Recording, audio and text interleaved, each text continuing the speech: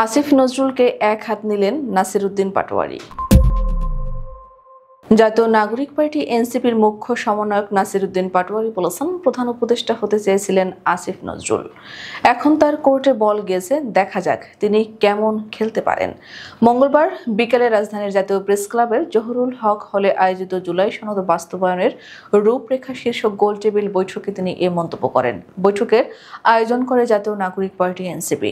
নাসিরউদ্দিন পাটোয়ারী বলেন, আমরা জেনেছি জুলাই সনদ বর্তমানে আইন কমিশনে আছে। আমরা দেখতে চাই ডক্টর আসিফ নজরুল কোনো টালবাহানা না করে জনগণের পক্ষে দাঁড়ান এবং দ্রুত বাস্তবায়নের উদ্যোগ নেন। প্রধান উপদেষ্টাকে সঙ্গে নিয়ে শহীদ মিনারে গিয়ে জুলাই সনদের বাস্তবায়ন ঘোষণা দেওয়া উচিত। তিনি আরও বলেন, ঘোষণার সেই অনুষ্ঠানে জুলাই আন্দোলনে শহীদ পরিবার ও আহতদেরও রাখতে হবে। ওই দিন এনসিপিও সনদে সই করবে।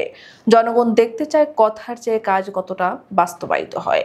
প্রধান উপদেষ্টা ডক্টর মোহাম্মদ ইউনূসকে নিয়েও প্রশ্ন তোলেন তিনি। তার দাবি, ইউনূসের নেতৃত্বাধীন অন্তর্বর্তীকালীন সরকার একটি অথর্ব নির্বাচন কমিশন গঠন করেছে যা জনগণের প্রত্যাশা পূরণে ব্যর্থ। তিনি বলেন, যে লাউ সেই কদু, এই ধরনের নির্বাচন চায় না এনসিপি। বিএনপি জামাত বিরোধী নাটক করছে।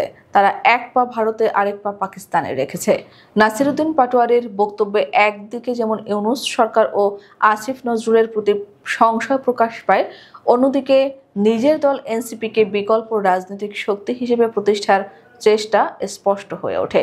তিনি দাবি করেন, জাতীয় ঐক্যমত্য কমিশনের রিপোর্ট জমা দেওয়া জুলাই শহীদ ও জনগণের বড় অর্জন। সনদ সই না করার কারণে হারিয়ে যাওয়ার ভয় ছিল। রিস্ক নিয়ে অবস্থান নিয়েছে এনসিপি, আর এর সুফল এখন মানুষ পাচ্ছে। তিনি বলেন, ৭২-এর পচা সংবিধান দিয়ে এদেশ আর চলতে পারে না। এই সংবিধান আমাদের ভাইদের হত্যার বৈধতা দিয়েছে। জনগণ এবার রক্তের রাজনীতি নয়, ব্যালটের মাধ্যমে জবাব দেবে। নাসিরউদ্দিন বক্তব্যে আত্মবিশ্বাসী ভঙ্গিতে এনসিপির ভবিষ্যৎ নিয়েও আশাবাদ প্রকাশ করেন। তিনি বলেন, এনসিপি সরকার গঠন করবে, কারণ আমরা ক্যান্টনমেন্টে যাব না, কোনো অ্যাম্বাসিতেও যাব না। জনগণই আমাদের শক্তি, জনগণই আমাদের ভরসা। তবে বিশ্লেষকরা বলছেন, নাসিরউদ্দিন পাটোয়ারীর বক্তব্যে রাজনৈতিক বিরোধের পাশাপাশি ব্যক্তিগত ক্ষোভও প্রকট। আসিফ নজরুলের নাম উল্লেখ করে তার উপর আক্রমণ এনসিপির অভ্যন্তরীণ রাজনীতির প্রতিফলন বলে মনে করা হচ্ছে।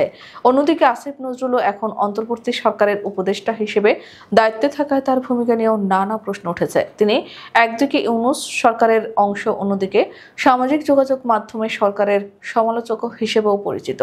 এই প্রেক্ষাপটে নাসিরউদ্দিনের বক্তব্য অনেকের কাছে এক ধরনের রাজনৈতিক টেস্ট ম্যাচ, যেখানে তিনি বল ছুড়ে দিয়েছেন আসিফ নজরুলের কোর্টে, আর দেখছেন তিনি কেমন খেলোয়াড়ি আচরণ করেন। এদিকে রাজনৈতিক বিশ্লেষকদের মতে এনসিপি বর্তমানে নিজেদের অবস্থান দৃঢ় করতে চাইছে, কিন্তু একই সঙ্গে সরকার ও উপদেষ্টা পর্যায়ের সঙ্গে সখ্য রাখার চেষ্টাও করছে। এতে তাদের বক্তব্য কখনো সমালোচনা, কখনো আপোষের মতো শোনায়।